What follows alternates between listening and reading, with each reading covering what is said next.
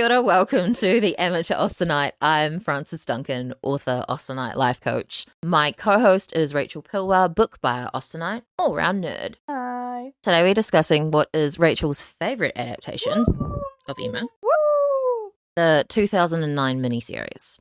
It's my favorite. If I'm picturing Emma adaptation, this is the one I go to first. Johnny Miller is Mr. Knightley. Lee Miller, I love you.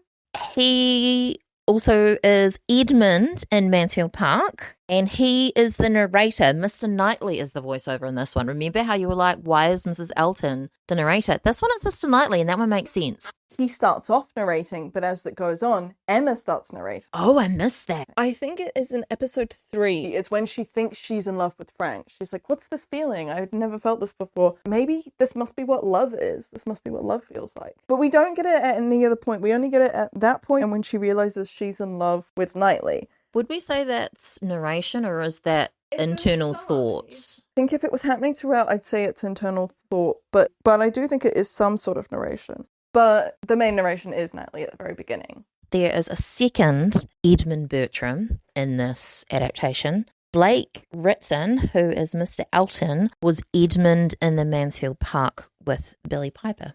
So that was about 2 years prior to this. We do actually get to see Emma grow in this one, which we don't in others. And it's a freaking stunning opening. I think it's my favorite opening of any Emma because it goes into the background of the characters straight off. Romola Garai as Emma. She's gorgeous, and she does the younger Emma and then the older Emma, and it works quite well. Love her. Tamsin Gregg as Miss Bates. I was sure she'd done another Austen, but I could not find it. So she must not have, but she's so good. She does make a good Miss Bates. And Christina Cole, amazing as Mrs. Elton, gorgeous also, was also Caroline Bingley in Lost in Austen. That was the lesbian Caroline Bingley. Michael Gambon as Mr. Woodhouse. I couldn't figure out why I recognised him. It's because he was Dumbledore, even though we don't talk about that anymore. I don't know if he's done any other Austen specific, but he has done a lot of historical and period dramas. I think he is a really great casting for Mr. Woodhouse. He was my favourite casting, I think, up until Bill Nye.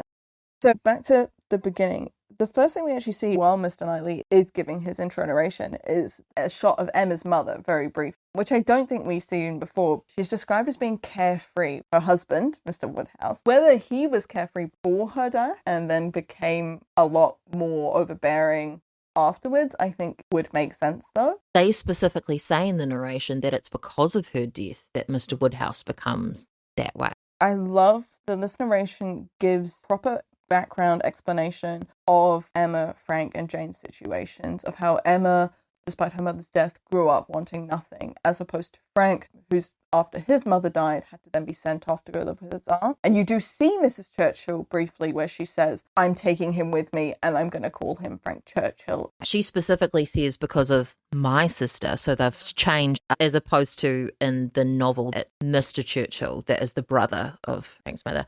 And then Jane and how her family have lost their wealth and that the Campbells offer to take her in and care for her. Just does a really great job of putting into context and hammering home how privileged Emma is compared to Frank and Jane especially. So this is kind of the motherless children adaptation. All 3 of you lost parents, but only one of you got to stay with your family because you were wealthy enough, and the other had to be sent away. And that setup means that we don't need the explanation when Jane and Frank turn up later. It shows from the very beginning that Frank and Jane make a good match because of shared trauma. You're not wrong, and I like that when they get together, they reunite at the place where they both left Highbury, where they got into those carriages and drove away. Emma herself refers to the fact that she is linked to Jane and Frank because of this shared past of losing mothers.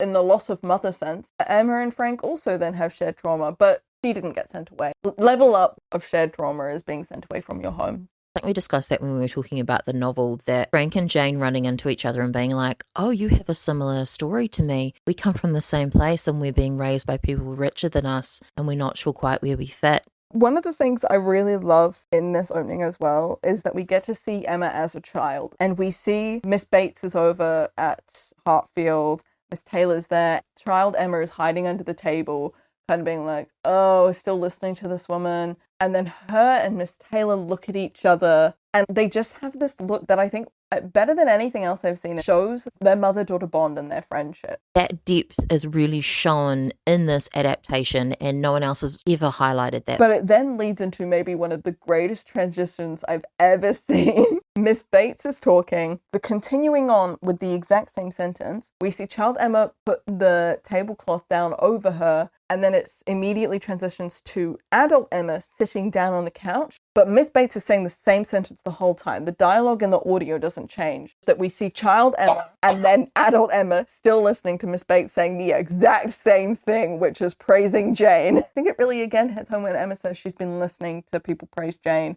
her whole life. And she's got this wild look in her eyes and she seems frazzled, as if like, are you fucking kidding me?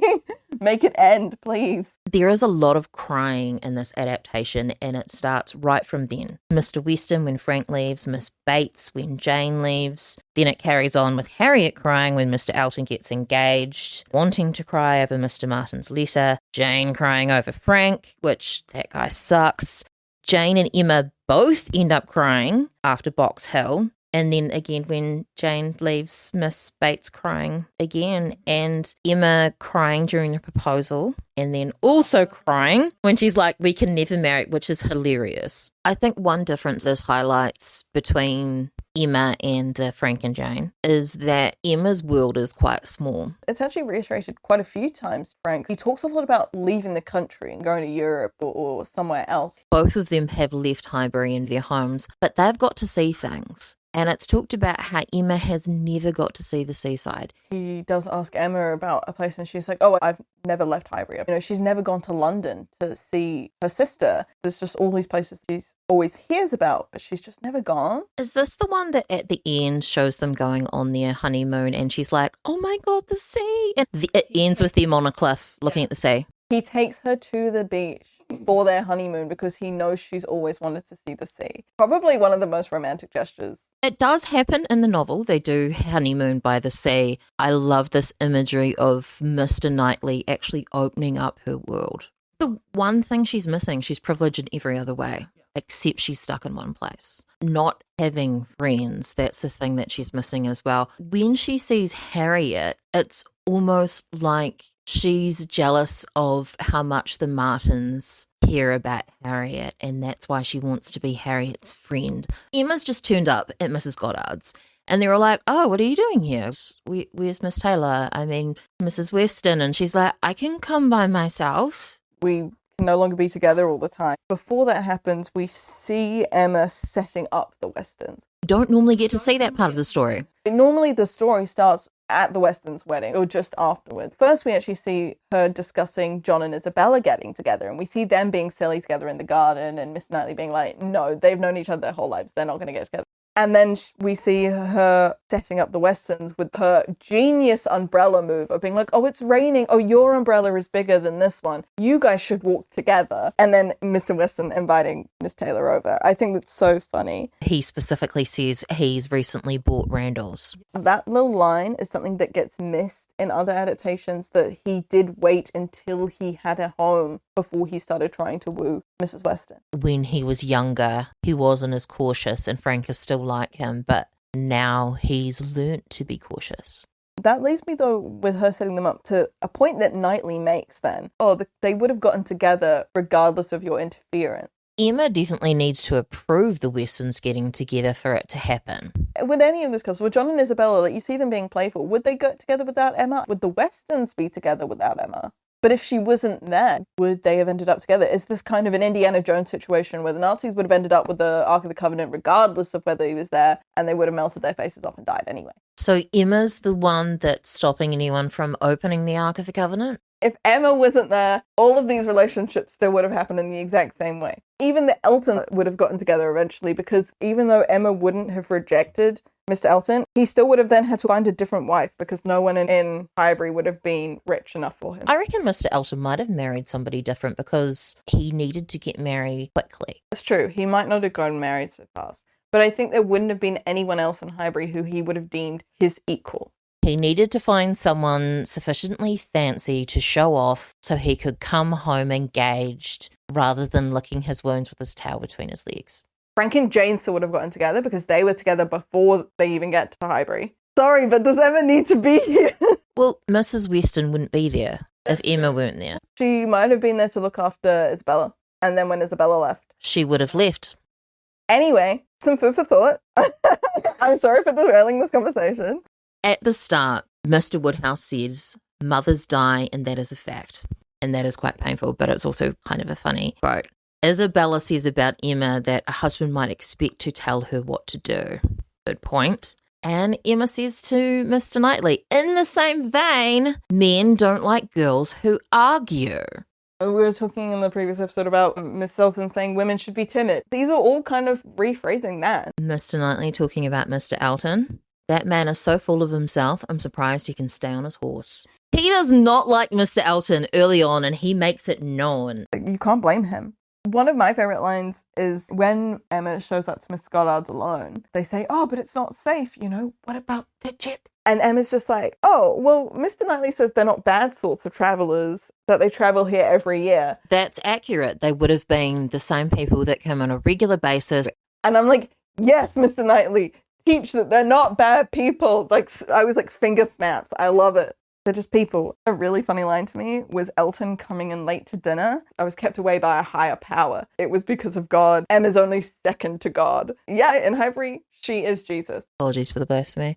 When Mrs. Churchill dies, hilariously, Emma's like, I'm so very happy at this dreadful news. Emma repeats what Mr. Knightley says to her when she's talking about Frank. He's just got this influence of her. When his engagement is revealed, she says, badly done indeed. Mr. Knightley is in her head. I love Johnny Lee Miller's version of Knightley. He is my Knightley. And he's still stern, but he's also gentle, but he's not mean about it. He's very much of a, I'm not mad, I'm just disappointed kind of Knightley. He seems a lot more chill and quite funny. I think he's a good balance between, say, the 1972 and the Gwyneth Paltrow 96 Knightley. Because the 96 Gwyneth Paltrow, he has played a lot more for a comedic kind of character. Compared to in the 72, he was a lot sterner and more like rigid and set in his ways. Really, Johnny Lee Miller's is a really perfect middle ground. When Mr. Martin comes to talk to him, he walks up and then he tries to walk away, and Mr. Knightley pokes his head out the window to call him in. We do see that is a friendship. There's this mutual respect. You can really feel how happy he is about the thought of Harry and Mr. Martin getting together. At the end, when he comes to tell Emma the news that they are getting married, he walks up to her while she's in the garden. He's like, I've got some news. And you're not going to like it, in this mischievous kind of way. And it then immediately cuts to Harriet and Martin's wedding. Funny, relatable. The whole thing with him arriving in a carriage at the party, him and Emma, it's so flirty. It's hilarious. But then he's also like, Mr. Elton's waiting for you. Off you go. He just knows her, but it's teasing. It comes up again later and he's like, I thought gentlemen only use carriages. Because Emma's talking about how good Frank looks on a horse. It's a great callback. He is funny and he takes no shit. I also really like John Knightley in this version. I feel like the John Knightleys are a lot more fleshed out. And we still see a bit of Isabella, like not as much compared to John. But she is like, when the John Knightleys come to Hartfield for Christmas, there's this big argument going on between Isabella and Mr. Woodhouse about going to the beach to get sea air and how they went to Southend, when Mr. Perry says you should only go to Cromer if you have to go at all. And Emma's trying to distract, and Mr. Knightley is as well. But John Knightley is there, and he is obviously just so angry at the thought of being told how he should look after his family and where he should go with his family. He's like, why does anybody have an opinion? And then in a few scenes later, we see Mr. Elton commenting to Emma, oh, you've got such fine nephews. John Knightley coming over and being like, what are you saying about my sons? What are you saying about my children? You see him in the Christmas scene being so frustrated with how overbearing his father-in-law is, and then immediately see him being overbearing as a father as well, and like being so protective. Like, he is that kind of angry character, but I still find him quite funny. He intentionally leaves Emma with Mr. Elton, and it does show in this one, which does happen in the novel, him telling Emma, that guy's into you. Yeah, and Emma not believing him when they're traveling there. He's like, what was I supposed to think with you being so friendly to him that you're into him? What are you talking about? And he's like, oh, he's into you, Emma. And she's like, you're being ridiculous. Which, considering how grumpy he is, it kind of makes sense. That he's like, I'm going to show you I'm right. You have to deal with this guy by yourself now. But can we talk about that carriage scene? Because I actually feel like it is maybe the least cringe least disgusting version of the carriage scene.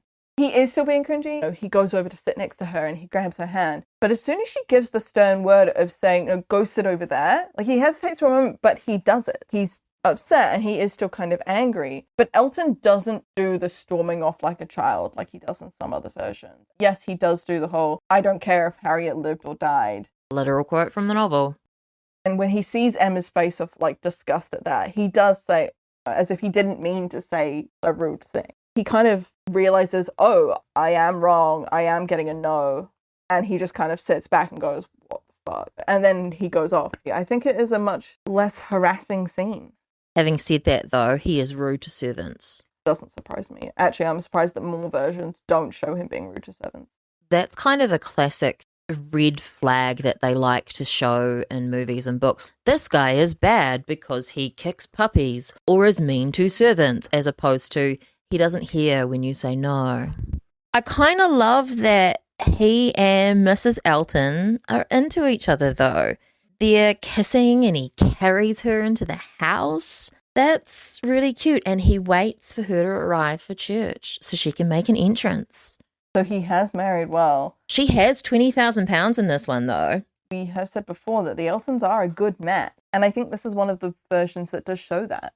Mrs. Weston actually thinks that Frank is going to propose to Emma and purposely leaves them alone. Instead of the romantic boat scene that you were talking about in one of the other adaptations, Jane almost slips off a cliff. And they do still show the kind of daydream that Emma has of it happening. But then we see Frank's version of it, like just a moment later, because he then reiterates, oh yes, his daring heroics, he was standing right next to her. That kind of does continue the rumor, or at least the gossip in Emma's mind, that, oh, well, they were standing so close to each other because they like each other. But he's probably not wrong that maybe they were just walking right next to each other and he just happened to carry her. So he kind of starts the rumor, but it's not as malicious as it is in, like, is it the Ewan McGregor 1996 one where he immediately starts casting the rumors himself? Like, he objectively says it. The ending with Emma and Mr. Knightley on a cliff by the seaside is kind of a callback to that. I think there's also Emma and Frank, you know, when they're talking about Jane and she's so reserved, and they're like, one can never love a reserved person. But then at the end, the two of them are there, Frank and Emma are talking, and you see Jane and Knightley talking. You have both fallen in love with reserved people. That's a little callback as well. I really felt for Miss Bates across the entire movie. She's really sad and lonely. But then her mother kind of magically finds her voice, and Miss Bates is like, I don't understand what's happening. Life is good. Yeah, it's like she's confused that, like, things are getting better. Within the first 25 minutes of episode 1, we get like 4 or 5 silent close-ups of Mrs. Bates's face. Miss Bates is there and she's talking, and then it will just cut to her mother, who's just there, no expression. But then as you're going through, she becomes slightly more expressive, like as Jane comes in, when the Weston's baby is finally there. She is animated. She's saying, take me over here so I can see the baby. I feel like if you're only watching Mrs. Bates throughout this, you're seeing a woman come back to life. Because it's highlighted so much how lonely Miss Bates is and how hard her life is, and Emma so clearly says to her, there are people here that care about you, I care about you, and we want to support you. Wanted to cry. But you do feel for Miss Bates a lot. While I don't find the scene at Box Hill quite so cutting, like it's kind of downplayed, Emma says it, but she's saying it while her and Frank are still laughing about the previous thing. She doesn't say it and then just kind of stop as if like, oh shit. But you can see that Miss Bates is still sad about it. I don't know, it takes a minute for everybody to catch up and then get up and walk off. And she's obviously upset. It's not quite an apology from Emma, but she does say, you have people around you, we care for you, we're at your disposal. I think it's maybe one of the most heartwarming versions. It's still not a proper apology for what she says. And obviously, I didn't get to that part in the 72 version, so I haven't seen the actual I'm sorry. But I think it is maybe the best form of apology otherwise that I've seen. When the issue about Jane walking in the rain comes up, Emma's the one who brings up privacy around letters and not trying to say anything about Mr. Dixon. She's often defending Jane in this adaptation, however much she's irritated by Jane. Emma does start off by saying that she finds it hard to be friends with Jane because she's just been hearing about her all her life. It's almost like Jane isn't a real person to her. But at the end, they do say Perhaps now we can be friends. It did annoy me, though, that Jane asks for forgiveness for keeping the truth. But I'm like, girl, Emma should be apologizing for you for her behavior, for flirting with your man and being a dick about the whole Dixon thing. There is a scene, it's not long after the Westons have gotten married, and they're all at dinner, and Mr. Woodhouse is still kind of having trouble trying to remember to say Mrs. Weston instead of Miss Taylor. And he's like, oh, why can't we just go as if, and nothing unpleasant had happened. It cuts to Mr. Weston, who's obviously really hurt by that comment, her marrying me is an unpleasantness. And I actually don't know if I had really thought about it before, actually, like, how hurtful Mr. Woodhouse is, specifically to the Weston. Obviously, Mrs. Weston, I think she kind of expects that he's going to be like this. She knows he hates change. I think it must be so hurtful for Mr. West. I'm pretty sure he's still trying to get it through his head towards the end, where he's still calling her Miss Taylor a little bit and still thinking of her marriage as an unpleasant thing. How long does Mr. Weston have to go through having his marriage called an unpleasantness and a sorrow, and his poor wife for being married to him? I think there's a lot to put up with Mr. Woodhouse in general. He is literally guarding the cake at the wedding. Oh my god, yeah, that's so funny. Being like, oh, the children, they ate cake. Like, don't eat cake. You're all gonna die. It specifically shows Emma teaching Harriet how to behave just by facial expression. Harriet's trying to eat soup and Emma's like, no, like this, watch how I do it. She's not saying a thing. And that was really beautifully done. It sets up the dynamic of their relationship quite well. I really like that moment. Mr. Knightley's there, but it is just like a really nice moment of she is taking Harriet under her wing in even really simple ways. Then when Mr. Martin turns up when they're in town, it's so funny because Harriet's like a pack horse carrying all the stuff for charity for Emma. And then Mr. Martin turns up to talk to her and Emma's face will say, who the fuck is this guy? Oh. Romola Garai's facial expressions throughout this whole thing are brilliant. The look of weird, like, what is this thing kind of look she gives Martin in that scene is hilarious. When Frank arrives and he says, I have to go visit, is it the Bain? Specifically getting the Bates' name wrong to cover his tracks. So there are some people I have to visit, but I definitely don't know their names. When she's like, Miss Bates, why? It's the most befuddled, confused, what the hell kind of expression that she puts on her face at that moment. And then during the proposal scene, her face during that is so expressive of disbelief that Mr. Knightley loves her back. When she goes to tell him that they can't marry, and like her voice as well, she bursts into the room. She's obviously crying. You know I love you and I always will, but we can never marry. That is all. Leaves and runs away. When she asks if Jane can read Chinese, such an innocent look on her face. So it shows that she's already being mean to Miss Bates when she's younger. I'm thinking of learning Chinese. Can Jane read Chinese? Yeah. That she's already being condescending of Jane in ways as well. One other thing I do love with Romola Garai's nuances is when Knightley says that he'll move to Hartfield for her, and she goes, for me, as if she doesn't deserve that, or as if it had just never occurred to her. Like, I think maybe part of it is because she has spent so much time accommodating her father's needs, it doesn't even cross her mind that someone else would accommodate her needs. It's crazy to her that Mr. Knightley would offer to move homes, especially because she knows that he loves his solitude and his silence.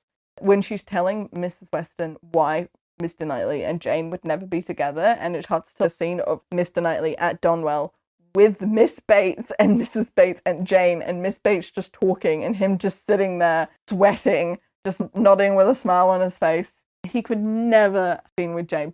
Like, he has a lot of patience, but even then, he's not a saint. You know how I said at the end that he's like expanding Emma's world? He actually tries in the course of the series as well. He shows her the images of Box Hill and he suggests that they go, that she can get that little bit of travel, that she can try a thing. He's trying to expand her perspective and teach her in many ways while she's stuck there. Their proposal is so intimate, just this really sweet, quiet moment. But then when they go to tell Mr. Woodhouse about the proposal, she's obviously freaking out. And you see Emma's hands clasped behind her back, nervously fidgeting, and him going to hold her hand behind her back and like locking their fingers. And it's just such a moment of sweet, silent support. He's like, I can tell you're nervous. I am here with you. He knows Emma so well because he can also tell earlier on 3 of them are sitting there just after the wedding because obviously he wasn't there and like they're telling him about it. He can tell that Emma is sad and he says like, oh, well, it's not so far to go. You could go and visit them half a dozen times in a day. And I do love Mr. Woodhouse then saying, oh, yes, I had the driver test it. It's not only with Emma, though. When Harriet's crying over Mr. Elton's engagement, Miss Bates is like, isn't she an emotional girl? Oh, she's so sweet. Mr. Knightley just goes over and quietly gives her a handkerchief and stands next to her. He knows that Emma's convinced Harriet to be into Mr. Elton and what she's dealing with, and he's just quietly there to support her. I love Johnny Lee Miller's Knightley. It's so good. I just love him. I love how he gives Emma, when they're having the discussion about her not having the invitation for the Coles party, and she's like, they wouldn't invite me or you or the Westons. And he's like, oh, I've already had my invitation. And she goes, what? And he's just like baiting her. And I just love that that's kind of like his teasing thing because he knows that she would never want to go. It still kind of makes that scene funny where she's waiting for the invitation. The Gwyneth Paltrow Emma did it the best though, where it's her continuously waiting, checking the mail. I like the little note of them saying they waited to send an invitation until they had a screen for her father. Which is exactly why it was in the novel. But no other adaptation explains why it was delayed. They're just trying to be inclusive. But they did have a good reason. And it was a really nice reason. And I love how this version puts that in there.